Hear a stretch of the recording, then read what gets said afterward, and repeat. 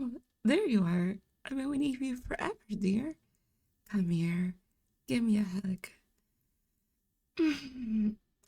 I've missed you so much. Ever since we started seeing each other, it's become harder and harder to go without seeing that adorable face. I really wish we didn't ever have to be apart. It gets to the point where I'm having trouble concentrating on my work because I'm just so busy thinking about you. Oh, I'm sorry. I didn't mean to worry you. Really, it's only because I haven't been in a relationship for a while. I just need some time to get used to that horny instinct I have. Eventually, it'll be much, much more manageable. Although I'll probably always be a bit protective of you. And you'll catch me just staring at you from time to time. Uh, yeah, kind of like right now. Sorry, sweetie. It's easy to get lost in your eyes. Anyways, until I get readjusted, I'm gonna have to make sure I get my fill of you whenever I get the chance, which in this case means right now. Mm-hmm. Come on, I'm hoarding you right this very minute. What does that mean? Oh, why spoil the surprise? It's happening right now, whether you like it or not. So you might as well just sit back and enjoy the ride. I'm kidding, of course. I won't force you into anything. But I figured, since you came to meet me anyway, you wouldn't mind. I just want to spend some time with you at my place for a little while. That's all. My instincts simmer down quite a bit when my treasure is safe in my home. So, shall we go? Well, this is the place. It's pretty nice, right? Surprise, surprise. That's thanks to my instincts, too. I keep my cave in tip top shape, all the better to keep my treasure safe. Now, if it would be all right, would you mind if I wrapped you up nice and tight in this blanket? It's all right if that sounds uncomfortable, but it would really help. Thank you, sweetie. 1 second. Wow, don't you just look so say nice, safe, and warm? That's perfect. Thank you so much. Now, while you're all wrapped up, I'll go ahead and cook us something to eat. How does chicken soup sound? Lovely. I'll get started. Hmm? Of course, dear. What's your question? Ah, of course. So you're wondering why my instincts would apply to a person rather than ordinary treasure?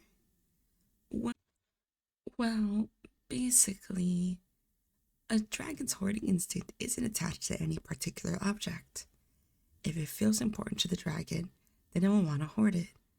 People usually talk about the dragons that hoard gold coins and jewels, but if you think about it, most dragons wouldn't even have much use for them. But a few that use them for dealings with humans, or even just like the way they look, built up sizable caches. Naturally, those are the hoards that most people would be interested in talking about. But, but there are all sorts of other hoards a dragon could have. Food, magical artifacts, and such. Even land in a few cases. Just so long as it's important. And there's nothing more important to me than you, dear. That's something that's actually unique to dragon-blooded humans. Dragons are really solitary and don't usually get very attached to others, even their mates. The mother raises their hatchlings to herself and wouldn't have it any other way. But humans live their whole lives surrounded by others. They crave contact with others, and that's what makes it possible for a dragon blooded to become so devoted to a person. The really interesting thing is, it doesn't have to be restricted to romantic interests. My mother is, well, She was about as cloying a parent can possibly be. I mean, she loves me very much, but I could never get a moment's peace. She was always checking in on me every hour of the day, making sure I had everything I could possibly want. It was great when I was a toddler, but you get to a point where you just want to be able to do things on your own. I'm lucky I have a brother who she needs to divide her attention with, or I think I actually would have ran away. My dad helped pull her back. He's half human, half elf. No dragon blood, so he did his best to remind her to give us some space. She did finally find a good balance, and she was able to pass on what she learned about self control to me. But come to think about it, I don't really know anything about your family. Do you have siblings? How is your relationship with your parents? Oh, that's so sweet. Are you close with your extended family too? Have a favorite cousin? Oh, are you alright, hon? That's not a touchy subject, is it? Well, it's just you flinched a bit when I mentioned cousins. Do you want to talk about it? Oh, so it has something to do with me, huh? Well, you better get it off your chest. I'm not terribly fragile, so you don't have to worry about me. Ah, so he read The Sundering of Moteki. Well, that makes sense. That's usually the source of complaints about relationships with half humans. Have you read it before? Wow, I'm surprised. You're so well read, I would have assumed that you had. But maybe it's better that you had it. It tends to confuse people. Well, it's a collection of interviews from the inhabitants of a remote village called Moteki. It was founded after a group of humans and a group of orcs tried to settle the Moteki Valley at the same time. They were hostile to each other at first, but when winter hit, they had to cooperate to survive. So they became friendly and merged into one group. There ended up being a lot of orc human families. Things had been going pretty well for a long time, but one day another group of orcs came along. When that group left, so did every orc in the village, and nearly all the half orcs, aside from a few really young ones. The man who interviewed the remaining adult inhabitants, all full humans, got the impression that this was evidence that non humans and half humans would always maintain allegiance to their other half. The humans were understandably pretty heartbroken, and by reading what they had to say, it really makes it seem like extra species relationships are bound for misery and failure.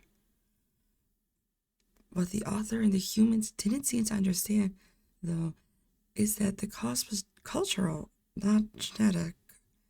And it was something unique to orcs at that one particular moment. You see, the most well known and beloved stories in orc culture are of Gorik the Great. He's a folk hero that they all love to tell tales about. There's even an enormous statue of him deep in the orc homeland. Well, it turns out that the statue is in danger. A no tribe managed to sneak deep into orc territory and were setting up a siege on the city containing it.